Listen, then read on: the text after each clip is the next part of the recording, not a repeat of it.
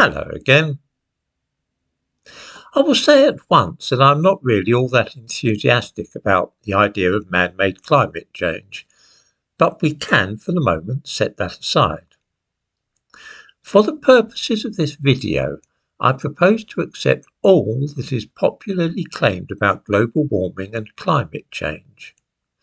That is to say that I shall take it for granted that the Earth is heating up, that this increasing warmth is caused chiefly by the emission of carbon dioxide and greenhouse gases into the atmosphere by industry and so on, and finally that an increase in the planet's temperature of a few degrees would be catastrophic. Let us take all this for granted and then ask ourselves why the British government is determined to reduce the emissions of all greenhouse gases to net zero by 2050. What is the purpose of this strategy? At first sight, this question appears absurd. Of course, if the planet really is in such peril, then we must do what we can to mitigate the effects of climate change and try to reverse the process which is causing it. That makes sense, doesn't it? China recently began the planned construction of 100 coal-fired power stations. India is planning to build 10 new coal-fired power stations in the next 2 years alone. Other countries are also embarking upon their own industrial revolutions, powered, as those in Europe were, by coal and oil. Emissions of carbon dioxide are not decreasing across the world, nor are those of other greenhouse gases. Britain currently contributes less than 1% of those emissions of greenhouse gases. In the description to this video, I give links to all the preceding statements. It follows then that whether Britain reduces further her emissions of greenhouse gases, or doesn't reduce them, or reduces them dramatically to zero, will make not the slightest difference to man-made climate change on planet Earth. None whatever. It then follows logically that the purpose of the net zero project must be something other than controlling and reducing man-made climate change. This is not some wacky conspiracy theory, but sober fact.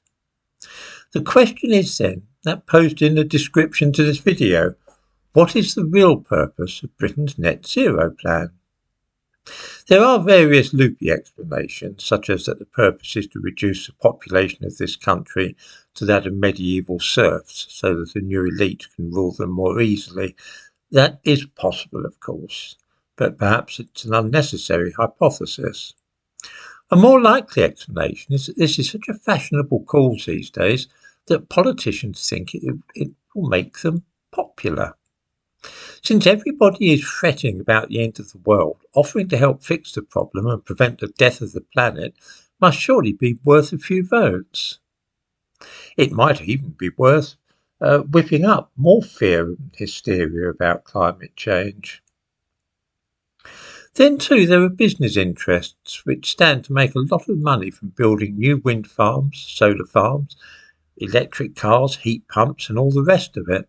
This is fantastically big business, and I dare say there's quite a bit of bribery and corruption going on around net zero in Parliament. Also, it is a way of continuing to stoke panic, especially in the younger generation. People my age have seen too many scare stories to be particularly bothered about this business, but for youngsters it's all new and terrifying.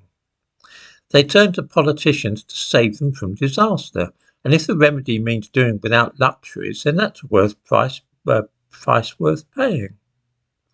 It makes people feel good if they have to give something up.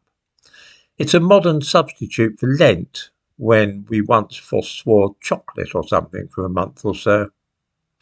I would be interested to know if anybody has any other explanations for what we are seeing, in case I've missed something out. I would be particularly interested to hear if anybody at all watching this really thinks that if we achieve net zero by 2050, that will make any difference to the overall amount of greenhouse gases in the Earth's atmosphere.